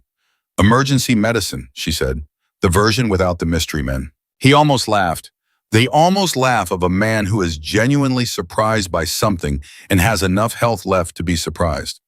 You're very calm, he said. I practice, she said. Karen had moved to sit near Walter. They'd begun talking in the way strangers do when they've been placed in proximity by something outside their control, tentatively at first, then with increasing specificity. Jessica listened to them without appearing to listen and determined that they were both stable and that they were actually helping each other, which was the best possible outcome in a room you couldn't fully control. She moved to the doorway. The corridor outside was empty. She couldn't hear anything from the direction of the ballroom, which was either good or neutral. She listened for 2 full breaths and heard nothing that alarmed her. She turned back. 12 minutes had passed since Giovanni left. She knew this without checking her watch. She had always had a precise internal clock, the kind that developed through years of shifts where you track time without the luxury of constantly looking at it. At the 14-minute mark, the far service door opened. Not Marcus. Someone else. He was tall, he was wearing what had been a well-fitted jacket before the evening got complicated, and his eyes were moving through the room with the fast-tracking assessment of someone who was looking for something specific. He found Jessica in under 3 seconds and stopped. Who's in charge here, he said. Of this room, Jessica said, and her voice was the voice she used with combative family members, of patience, not aggressive, not placating, just occupied the space it was taking. That would be me. He looked at her. He looked at the assembled guests. He looked at Walter and Karen. He looked at the catering woman. He was calculating something, and the calculation was taking longer than he'd expected. "Where's Fioraldi?" he said. "I'm a nurse at a wedding," she said. "I don't know who that is." It was not a lie she was proud of. It was a loma with a purpose, and she used it cleanly. The man took one step into the room. "Lady, I'm not here for—" "You are in a room with 14 civilians," Jessica said, and she moved not toward him, but to a position that put herself between him and Walter without making it look deliberate. It looked like she was just adjusting where she stood. "Two of them are in mild distress. One has a cardiac history. I don't care what your business is with anyone. In this room, the only business is keeping these people calm, and you walking in here like this is not helping." He stared at her. She held his eyes. Not a challenge. Challenges escalated. Just presence. The presence of someone who was not going to move and was not afraid of him and was not going to be the one who made this worse. From behind him in the corridor, a sound. Footsteps. Fast. Marcus came through the service door, caught the man by the collar of his jacket, and removed him from the room with the efficient, total movement of someone who had practiced this on harder problems. The door closed. From the other side, there was a brief, sharp exchange in low voices that Jessica could not hear. Then silence. Walter said, "Good Lord." "It's all right," Jessica said and turned back to the room. "Everyone stay where you are. It's being handled." It was the most confident lie she had told all evening, and she had told it with absolute conviction, and the room believed her, and she was grateful for both things. She checked her watch. 18 minutes since Giovanni had left. At 22 minutes, he came back. She heard him before she saw him. His footsteps were distinct. She had learned them already. The particular even cadence of a man who moved like the ground owed him nothing. And she was at the doorway when he came around the corner of the corridor. He was unhurt. She did the rapid visual assessment she would have done on any patient arriving from an unknown situation, hands posture, face gait, and found nothing that alarmed her. His face, though, his face had done something she hadn't seen it do all evening. It was more open, like a door that had been closed for a very long time, had been taken off its hinges, and was now just a doorway. He looked at her, and something in him settled that she realized had been held in tension since the moment the music stopped in the ballroom. "It's done," he said. "The people at the east door, gone," he said. "All of them. And the ballroom. The event is over for most people. The Hargroves are handling the official story. Unexplained alarm technical issue, nothing dangerous. By tomorrow, it will be a detail in the wedding story people tell at dinner parties." She nodded. She turned him back to the east wing. "Folks," she said, and the room oriented toward her. "I'm told the situation has been resolved. Staff are going to come escort you back to the main building or to your cars. If anyone needs medical attention or just wants to sit for a few more minutes, that's completely fine. There's no rush." The room exhaled. People stood, slowly checked phones, moved toward each other with the shell-shocked camaraderie of shared experience. Walter found his wife, Elaine, who came through the corridor door 2 minutes later with an event coordinator, and the look on his face when he saw her was the kind of thing Jessica filed in the part of her memory she returned to on the hard shifts, the real ones, the ones where people made it, and the relief was so large, it had to be felt on someone else's behalf. Karen had stopped crying completely. She was exchanging numbers with the catering woman, who was apparently also a mother of young children, and they were bonded in the irreversible way that crises bonded strangers. Jessica watched this and felt the specific satisfaction of a room that had held together. Giovanni was behind her. She knew without turning.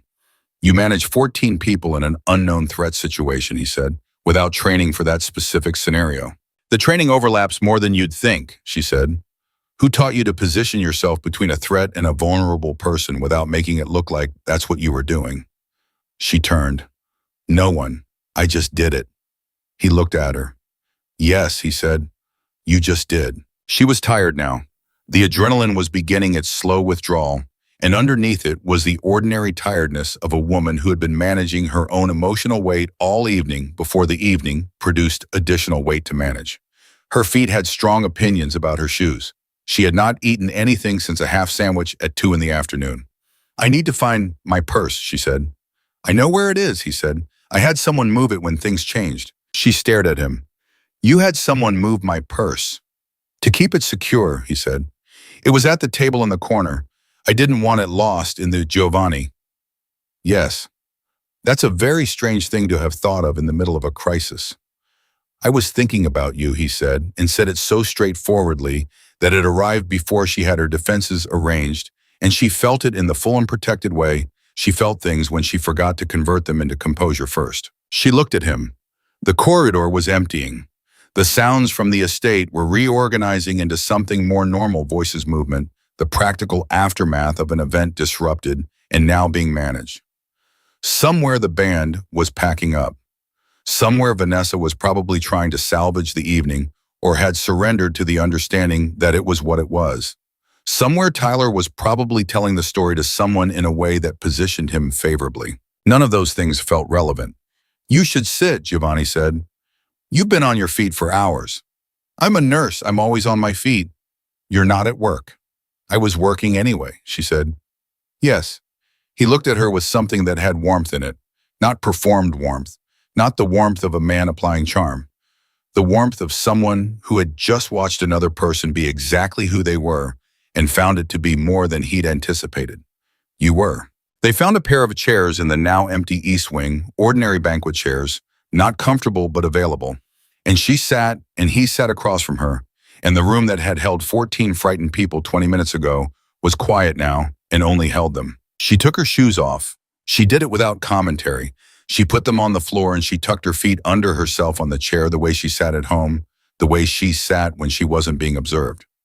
She registered that she was not performing composure, and that this was because she had forgotten to, and she decided to leave it that way. Giovanni leaned his elbows on his knees.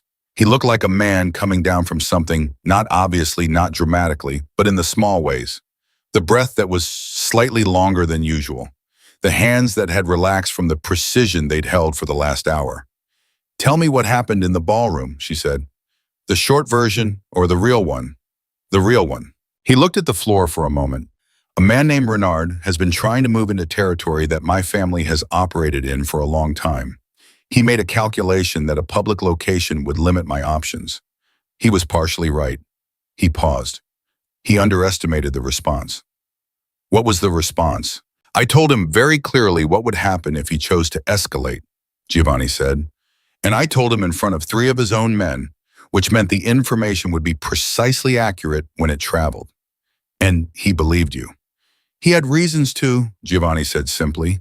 She absorbed that. Is it over? For tonight. Is it over permanently? Probably not, he said. But tonight was a significant calculation error on his part, and significant calculation errors have consequences in my world. He'll need time to recover from them. And in that time, we'll handle it, he said. She looked at him. She said what she'd been holding since the quarter, since he'd said come back, and she'd said it, and he'd said yes. I was scared for you. He looked up. Not panicked, she said. I don't panic, but scared. There's a difference. He held her gaze. I know, he said. I'm sorry. Don't apologize for it, she said. I'm just telling you it was true. Why, bottom? Because you told me the truth all evening, as she said, even when it was inconvenient. So I'm doing the same. His jaw moved. He looked at her with the full unmanaged attention he had been giving her in pieces all evening, and she let herself receive it without converting it into something smaller. And the room was quiet and her shoes were on the floor, and somewhere past the stone walls, the ordinary world was carrying on. My sister called, he said, during. I couldn't answer. Call her back, Jessica said. Now I'll wait. He looked at her. You'll wait. I said I'll wait, she said. Call your sister. He looked at her for one more moment. Then he took out his phone. He found the contact and held the phone to his ear. It rang twice. A woman's voice, warm, immediate, carrying the particular energy of someone who had been waiting and was relieved to be done waiting. Italian, quick, the rise and fall of someone asking, are you all right, before they said anything else. And Giovanni, who had spoken all evening in the controlled, measured way of a man who had learned that words were a resource to be deployed carefully, said something back to his sister in a voice that was completely different, softer, more open, the voice of a man who had somewhere that was safe. Jessica looked at the far wall and gave him his privacy and listened to the cadence of the language without its meaning, and she thought about Lily asleep in her bed and about Mrs. Calloway, who was reliably watchful, and about Tuesday's shift and about the bills organized by due date and about all the ordinary substance of her actual life, and she held all of it in her mind alongside this stone room in this strange evening, and this man speaking Italian in a changed voice to the sister who left 4-minute voicemails. She held all of it, and it did not break her, and it did not resolve, and it did not ask to. It just was. All of it, all at once, hers. The call lasted 6 minutes. When he lowered the phone, his face had the openness she'd seen in the corridor, but deeper. He looked across at her, and he didn't say anything for a moment, and she didn't either. Then he said, "She wants to know your name." Jessica blinked. "What?" She heard. He paused. "She asked if there was someone there she could tell from my voice." He said it plainly without embarrassment. "I told her yes. She asked your name." Jessica felt something move through her that was too large to categorize and too real to minimize. "What did you tell her?" "I told her I'd tell her properly," he said. "The next time I called." She held that. "The next time." "Yes," he said. She looked at him. The shoes were still on the floor. The east wing was still quiet. The evening was still, whatever it was, extraordinary, impossible, the kind that happened once and changed the shape of the calendar into before it and after it. "Giovanni," she said. "Yes. I think you should take me to get something to eat," she said. "Because I haven't eaten since 2 o'clock and I have been chased through a corridor and triaged a room full of frightened people, and I am genuinely hungry, and I would like to sit across from you somewhere with food and not a crisis and continue the conversation we were having before the music stopped." He looked at her, that almost smile, the one that changed his whole face. "Now, your crisis is managed," she said. "My shift doesn't start until Tuesday. My daughter is asleep and her sitter is reliable." She picked up her shoes. "Now." He stood. He offered his hand. She took it. She had done that twice tonight already, and each time it had meant something slightly different, and this time it meant we are going somewhere together, and I have decided I want that, and I am not converting that into composure, and I am not managing it down into something safer. I am just keeping it exactly as large as it is. She stood up beside him. She was in her bare feet. Her shoes were in her other hand. She was 31 years old and tired and hungry and something else that she was going to take her time with.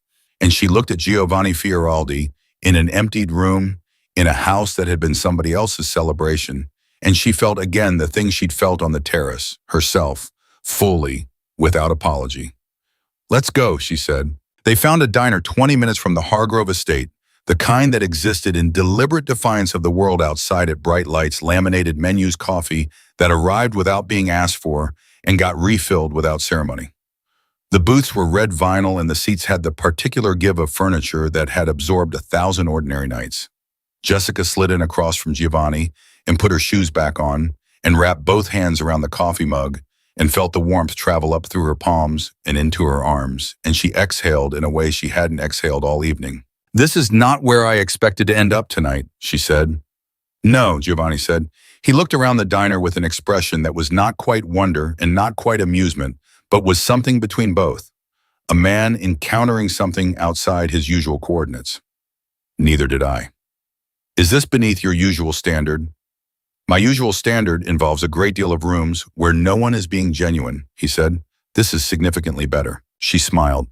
The first full smile of the entire evening, not the managed version she'd been deploying since she walked into the Hargrove estate, but the real one, the one that reached her eyes and didn't ask permission first.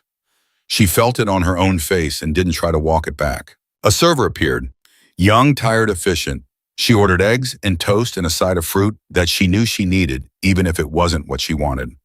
Giovanni ordered coffee and then looked at the menu for the first time, and the sight of him, this careful, controlled, quietly formidable man, studying a laminated diner menu with complete seriousness, was so unexpectedly human that the smile she just felt came back stronger.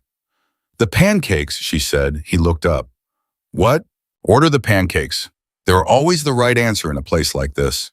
He looked back at the menu, then he set it down, and when the server came back, he said, "The pancakes," with the same decisive certainty he applied to everything else, and she pressed her lips together to keep from laughing. "You've never been in a diner," she said. "I've been in diners," he said. "Not recently." "Not recently," he admitted. She wrapped her hands back around the mug. The diner was quiet at this hour. Two other tables occupied a man alone at the counter, reading something on his phone. The world at its most ordinary. She settled into it. "Tell me something I don't know about you," she said. "You don't know very much about me." "Pick something from the middle," she said. "Not the beginning, not the complicated business. Something from the middle of your life that made you who you are." He was quiet for a moment. She didn't push it. She'd learned that his silences were not evasions. They were the pauses of a man who chose his words the way a careful person chooses a path. He was finding the right footing. "When I was 26, he said, I spent 4 months in a hospital in Milan. Not as a patient. My father was dying and I was the one who stayed." He paused. "My brother managed the business. My sister came when she could. I stayed. Every day. I learned all the nurses' names. I learned the shift changes. I learned what the different sounds of the machines meant." She listened. She kept very still. "He was not a good man," Giovanni said. "My father. He was capable of love, I think, but it had always been subordinate to other things. Ambition, control, the requirements of the world he'd built." He looked at his coffee. "But in those 4 months, something changed. He became smaller in the way illness makes people smaller. He needed things. He could not manage things alone. He talked to me in ways he never had before because he had no one else. And he had run out of the energy it took to maintain the version of himself he'd always presented." He paused. "I learned more about who he actually was in those 4 months than in all the years before them combined." "Did it change how you felt about him?" she asked. "Yes," he said. "Not to something simple, something more complicated and more honest." He looked up. "That's what I mean when I say grief is complicated. It's rarely clean. It's usually about who the person was and who you needed them to be and the distance between those two things." She thought about her mother, about the earrings she was wearing. "I know that distance," she said. "I know you do," he said. The food arrived. She ate with the uncomplicated hunger of someone who had been running on adrenaline and caffeine and was now presented with something real. She did not apologize for being hungry. She did not perform delicacy. She ate, and Giovanni watched her with something in his face that she had no clinical term for and had stopped trying to categorize. He cut into the pancakes with the slight uncertainty of a man who doesn't do this often. She watched him take the first bite. His expression shifted surprise, then something unguarded. "Well," he said. "I told you," she said. "You told me." She ate her eggs. He ate his pancakes. Outside, the occasional car passed. The server refilled their coffees without interrupting. The man at the counter finished whatever he was reading and left, and now they were the only ones in the diner, besides the staff, and the quiet had a different quality, fuller somehow, the kind that two people settle into when they have run out of the need to fill it. "I want to tell you something," Giovanni said. She looked up. "What I said tonight about wanting to see you again. I want to be clear that I was not speaking in the way people speak at events, the social language." "I know," she said. "I mean it practically," he said. "I mean it as an actual intention." "I know," she said again. He studied her face. "You're very calm about that." "I'm a practical person," she said. "You keep forgetting." "I keep being reminded," he said, "and then I keep being surprised again." She set her fork down and folded her arms on the table and looked at him the way she'd looked at him on the terrace, fully and directly. "Giovanni, I am going to tell you the practical truth." "Please," he said. "I have a daughter. She is 6 years old and she is the center of everything I do. Any person who enters my life enters in full knowledge of that, and if that knowledge changes their interest, that's the correct outcome." "It doesn't," he said. "I'm not finished," she said. He was quiet. "I work long shifts in a job that matters to me and that I'm not willing to diminish. I have debt in a small apartment, in a car, with an opinion about cold mornings. I am not a woman who is waiting to be rescued, and I'm not interested in anyone who has that as their framework." "I'm aware of that," he said. "I have been aware of it since the first 3 minutes of meeting you. And your world," she said, "the complicated business. I am not naive about what that means. I am not going to pretend I don't understand that there are risks in that world that extend beyond the person in it." He held her gaze. "Yes," he said, "that's true. So I'm not saying yes to something simple," she said. "I want to be clear about that." "What are you saying yes to?" he asked. She paused. She turned her coffee mug in her hands. I'm saying yes to the conversation, she said, to finding out what this is with both eyes open. I'm not saying yes to the ring yet if that's on the table. I'm saying yes to the next conversation. And the one after that. He was very still for a moment. Then something moved through him. She saw it travel from his chest outward, a slow release like a tension he hadn't known he was carrying, had been given permission to go. That is, he said carefully, the most honest acceptance I have ever received for anything. Get used to it, she said. He looked at her across the table, this woman in a blue dress with her shoes back on, an egg on her plate, and both hands around a coffee mug, and he looked at her the way people look at things they intend to keep. Then his phone rang, not Marcus. She could tell from his face it changed differently than it had changed for the Marcus calls. This was something else. His jaw went tight in a new way. He looked at the screen and looked at her and said, I need to take this. I'm sorry. Take it, she said. He stepped away from the booth, not far, just enough for the conversation to be private. She watched him without appearing to. She was very good at watching without appearing to. 2 sentences in his posture changed in the specific way she'd learned to read the increased stillness, the weight shifting forward, and she felt the cold move through her that she associated with situations developing faster than their timeline had suggested. She ate the rest of her toast. She waited. He came back in 90 seconds. He sat down. He placed the phone face down on the table and he looked at her and he said, Renard is not finished. She put her mug down. What happened? He sent someone to my apartment. She went still. Were you? No, I'm here. But it means he knows where I stay when I'm in this city, which means someone in my vicinity has been providing information. His jaw was rigid. And it means tonight was not a miscalculation on his part. It was the first move. She processed that at speed. So the confrontation in the ballroom was to see how I'd respond, he said, to read my resources, to see who I had with me and how I managed a public situation. He exhaled slowly. He's building information.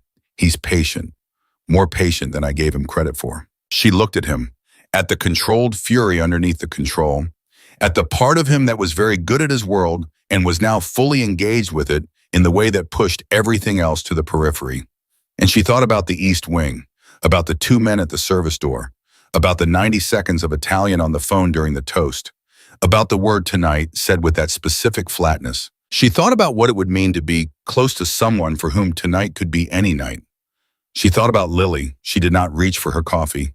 She looked at Giovanni and she said, how serious is this?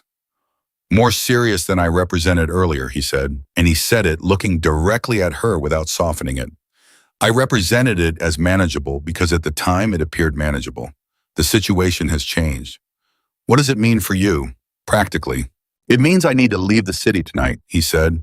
I need to go to people I trust in a location that isn't compromised and address this before it progresses. She held that. She looked at the table. She looked at the pancakes he hadn't finished. She looked at her own hands. Tonight, she said. Within the hour, he said. I'm sorry. I know what this evening was. I know what this conversation was. I'm not treating it as a small thing. I know you're not, she said. Jessica, I'm thinking, she said, not to quiet him, just because she was thinking and she needed him to know she was thinking and not falling apart. She was doing what she did, processing, assessing, finding the shape of the new information and what it required. The new information was this: she had spent an evening with a man who was not safe in the conventional sense and had known that from the moment she asked him directly and he said, not to you. She had understood going in that the complicated business was complicated. She had accepted the conversation with both eyes open. She had said that herself 20 minutes ago at this table. Both eyes open meant that when the complicated business arrived, and she had known it would arrive, she had known it structurally. She did not get to be surprised by it and call that a betrayal. Okay, she said. He looked at her. Okay. You keep expecting me to, she stopped. She started again. You need to go. That's real and I understand it. The situation with Renard is real and it requires your attention, and pretending otherwise would be the kind of romantic fiction that I don't have the luxury of living in. He was watching her face. But I'm going to tell you something, she said, and I need you to hear it. I'm hearing it, he said. If this is going to be a real thing, she said. And I believe it can be then. The way it works is that you tell me the truth, not the managed version, not the version calibrated for my comfort, the actual truth at whatever level you're able to share it. And in return, I'll tell you mine. And we'll be two people who are dealing with their real lives together instead of two people performing something more manageable than reality. He was still for a long moment. That's what you want.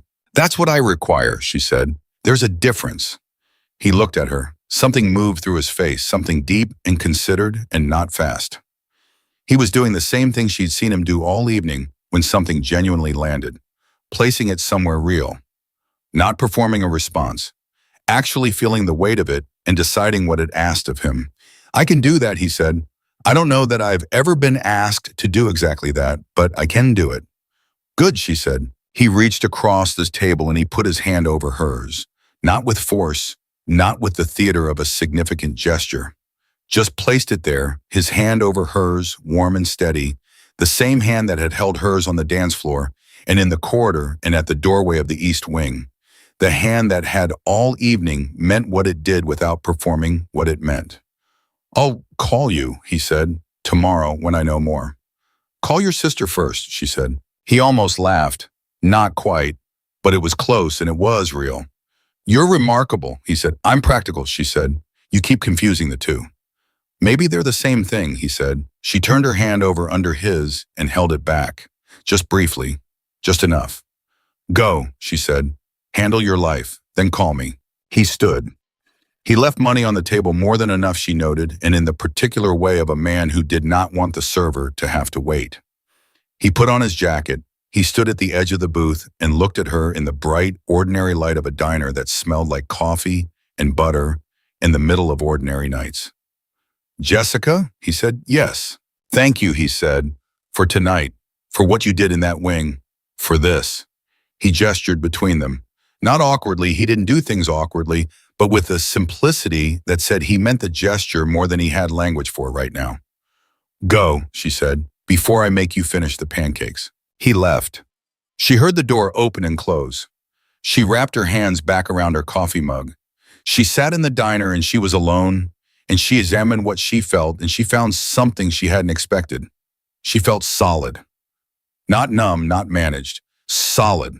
The way you felt when something large had happened and you had moved through it intact and were still yourself on the other side. The way she felt after the hardest shifts, not untouched but unbroken. She sat for another 20 minutes. She finished her coffee and paid for her portion of the meal and drove 40 minutes home through the dark and quiet of the early morning hours with the radio off and her own thoughts for company. Mrs. Calloway was asleep in the armchair with the television on low, the way she always fell asleep. And she woke up when Jessica came in, and they exchanged the few necessary sentences of a handoff. Lily had eaten well. Lily had asked one question about the party. Lily had been asleep since 9:30, and then Mrs. Calloway went home next door, and Jessica stood in her own apartment in the silence of it. She checked on Lily. She stood in the doorway of Lily's room and watched her daughter sleep in the particular, total, undefended way that children slept, with one arm thrown out to the side and her hair across her face and the small, steady motion of her breathing. 6 years old, the most extraordinary person Jessica had ever met. She had her father's eyes and her mother's stubbornness in something that was entirely and specifically her own, something that had nothing to do with either of them, that was just Lily arriving new into the world and being herself with a completeness that adults spent their whole lives trying to get back to. Jessica did not wake her. She pulled the blanket up slightly, and she pressed a kiss to the top of her head, and Lily made a small sound without waking and then settled deeper into sleep. Jessica changed out of the blue dress. She hung it on the back of the door and looked at it for a moment, the dress that had started the evening as the best she had and had ended it as something that meant more than it had going in. She put on her ordinary clothes and she sat on the edge of her bed and she checked her phone. No calls. One text from her coworker Dana asking how the wedding went. She typed back interesting, hit send. She thought about Giovanni in a car going somewhere safe. She thought about Marcus. She thought about Renard, who she knew nothing about beyond his name and his patience, and she thought about what it meant to be on the periphery of someone else's dangerous geography. She looked at those thoughts honestly. She did not shrink from what they contained. She thought about the East Wing and 14 frightened people and Walter's stent, and Karen's shaking hands and the fact that she had walked into that situation with no plan, except the competence she'd spent 8 years building, and she had been enough. She had been more than enough. She thought about Giovanni saying, "You're remarkable," and her saying, "I'm practical," and the possibility that he was right, that those were the same thing. She lay down. She did not expect to sleep quickly. Her mind was still moving through the evening with the systematic thoroughness it applied to things that mattered. But she closed her eyes and she let it move, and she did not try to manage it down into something quieter. And somewhere in that permission, she found a stillness that was genuine rather than performed. At 7:40 the next morning, her phone rang. She was awake. She'd been awake since 6 when Lily had arrived in her room with the full morning energy of a 6-year-old and the news that there was no more orange juice, which was a crisis of the only kind Jessica felt fully qualified to manage. She had gotten up and made breakfast and listened to Lily's detailed account of a dream involving a purple horse and a school that was also a submarine. And she had laughed, actually laughed the real one at the submarine part, and Lily had laughed too without knowing why, and then gone back to explaining the dream with the seriousness it deserved. When the phone rang and she saw the number she didn't recognize and answered it, she heard his voice, and the quality of it told her immediately that he had slept and that things were better than last night and that he had made the call he needed to make. "The situation is contained," he said. "Not resolved, but contained."